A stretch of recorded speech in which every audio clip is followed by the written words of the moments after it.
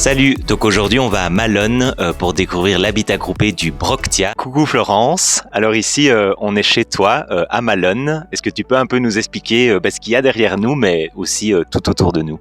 Oui, donc du coup c'est nos maisons, c'est un habitat groupé qui existe depuis 10 ans.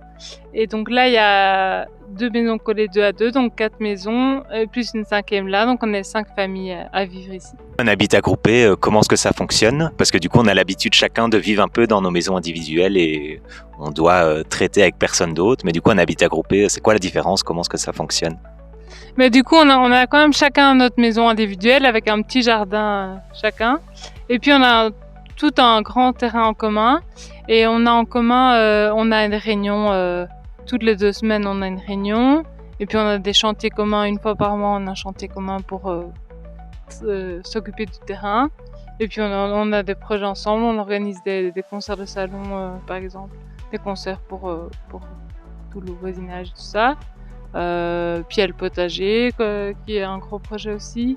Puis il y a des bêtes, voilà. On a plein de choses qu'on a mis en place et qu'on en bénéficie tous. Tu disais, il y a les maisons individuelles, il y a aussi un bout de jardin individuel pour chacun, et après pour le reste, il y a plein de choses en partage. Tu parlais notamment du potager, des moutons, il y a des événements communs. Est-ce que tu peux nous en dire un peu plus sur ce que vous partagez, sur ce que vous mettez en commun? Mais du coup, oui, le potager, comme je disais, c'est quand même une grosse surface et chacun s'occupe de sa parcelle. Et il y a un groupe qui décide qui va cultiver quoi. Et puis on dit chacun au début de l'année de combien de parcelles on va s'occuper. Et on s'occupe de ces légumes-là, mais après on se sert partout, quoi. Puis les poules, là on est responsable tous les mois des animaux et donc on va chercher des œufs. Comment est-ce que les décisions collectives se prennent? Mais du coup on alterne avec 3 types de réunions. On a réunion toutes les 2 semaines et il y a une réunion soit d'organisation, soit une réunion aigre-douce, on appelle ça. C'est gestion de détention. Soit une réunion de fond, donc c'est des gros thèmes comme l'intimité, l'éducation des enfants, des thèmes de réflexion. Et donc c'est toutes les 2 semaines à chaque fois réunion. Et on travaille en gestion par consentement. On s'est basé un peu sur la sociocratie. On a tout un processus de prise de décision. Voilà. Pour le projet, est-ce que ça a été facile de se mettre en habitat groupé, d'acquérir le terrain, de mettre ça en place, ou est-ce que vous avez rencontré des difficultés, qu'elles soient légales, administratives? Tout à l'heure, tu me parlais un peu des voisins ou des tensions qu'il peut y avoir à ce niveau-là. Est-ce que c'est facile, si moi, demain, je veux me lancer dans un habitat groupé, de faire ça, ou est-ce qu'il y a des choses auxquelles je dois prêter attention? Oui et non, je dirais. En fait, je trouve que c'est quand même facilité de plus en plus par... déjà, il y a la structure d'habitat et participation, je crois qu'ils font quand même leur boulot. Et puis, ouais, au niveau légal, on avait eu quelques soucis, mais on est tombé sur un notaire qui s'est spécialisé. Enfin, il aime bien les questions d'habitat groupé et tout ça. Mais donc, du coup, de réfléchir légalement à la copropriété, tout ça, ça a été un peu, un peu sportif, mais ça a été. On a d'office à chaque fois un peu des difficultés. Par exemple, nous, on avait à la base démarré le projet avec une autre famille dans cette maison-là. Et puis en fait, ils sont partis pour des raisons personnelles. Mais donc du coup, on a dû retrouver un autre couple, mais qui ont dû entrer dans une maison dont ils n'avaient pas décidé les plans. Et donc on a dû avancer pour eux. Enfin, on a avancé les travaux sans savoir si on allait trouver quelqu'un. Puis on les a trouvés, donc ils sont arrivés sur le tard. Donc c'est juste qu'il faut être prêt à se lancer dans l'aventure, quoi. Et être flexible, quoi. Oui. Ouais. Il y a des adultes, mais aussi il y a pas mal d'enfants qu'on a vus qui jouent tout autour. Comment est-ce que ça se passe avec les enfants? Tu me disais le projet a 10 ans, donc c'est un peu tout ce qu'ils ont connu. Comment est-ce que ça se passe avec eux, entre eux, la relation entre eux et les adultes? Est-ce qu'ils participent aux décisions, par exemple? Mais en tout cas, il y a une super dynamique entre eux, parce que forcément, ils ont grandi ensemble, donc il y a un peu un truc presque frères et sœurs comme ça. Et donc, ils sont une dizaine. Ouais, il y a un peu des groupes par âge, donc ils se retrouvent un peu plus par âge, des groupes d'affinité. Et là, il y a une réunion enfants une fois par mois, où déjà, il y a la cabane, donc ils doivent gérer leur cabane, c'est la cabane des enfants. Ils sont très fiers et ils s'impliquent beaucoup dans la gestion, le nettoyage et tout ça, les règles pour leur cabane. Et puis oui, donc ils sont impliqués d'office au chantier commun. On essaie aussi à chaque fois qu'il y a une tâche enfant, on fait un chantier ensemble une fois par mois. Et donc ils ont des tâches qui les emballent plus que d'autres. Et puis ils ont des parcelles de potager aussi à gérer.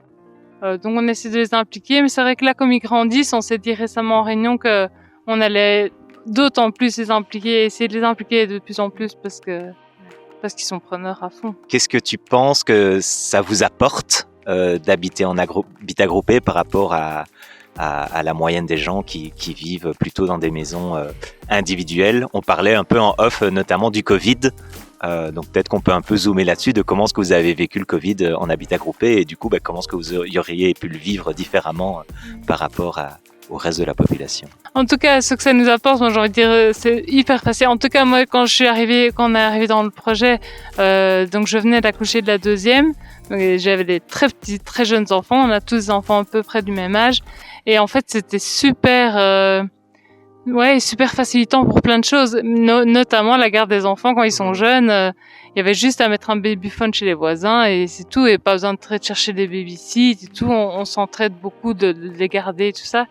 Rien que ça, c'est super. Et puis les courses, là, on ne fait jamais les courses pour nous. En fait, on a une tournante et chacun va chercher les courses de tout le monde. Rien que ça, c'est quand même un gros gain de temps. Et le Covid, là, c'était une période particulière forcément pour tout le monde, mais nous, on a très vite décidé de faire une bulle ensemble.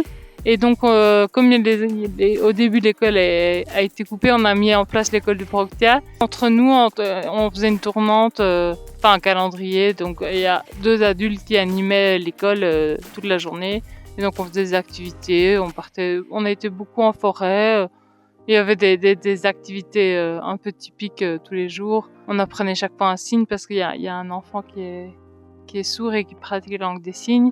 Il y avait chaque fois des copains de lecture parce qu'il y a toujours un grand qui se mettait avec un tout petit et le grand lisait au petit. Enfin, des trucs comme ça. Question un peu plus philosophique. Si demain tu devais être ministre du partage en Belgique francophone, quelle serait ta mesure phare, ta mesure choc pour soutenir les personnes qui souhaiteraient se lancer dans des projets comme celui-ci d'habitat groupé? Mais je pense que je ferais une mesure que chaque commune ait un groupe porteur de partage dans chaque commune, qui est un petit groupe de civils qui sont motivés, parce que franchement il y en a il y en a partout en fait, des gens motivés et qui réfléchissent et qui mettent en place, et qui auraient à chaque fois un budget, une enveloppe de sous qu'ils pourraient attribuer.